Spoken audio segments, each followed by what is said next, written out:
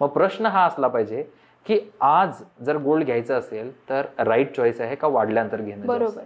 आणि काय होतं की भारतीय सामान्य नागरिक म्हणून आपला विश्वास सोन्याच्या गुंतवणुकीवर जास्त असतो. बरोबर. तर मग एकतर सोन्यामध्ये इतकी चढ उतार होतीये आणि अशाही चर्चा आहेत की सोन्याचे भाव 1 लाखापर्यंत जाऊ शकतात. बरोबर. तर नेमकं सोन्यातली गुंतवणूक कशी असते? फायदेशीर असते की काय दुष्परिणाम होतात पण आपल्याला कळत नाही? नेमकं आपण काय? दोन्ही बाजू बघू गोल्डच्या. राईट.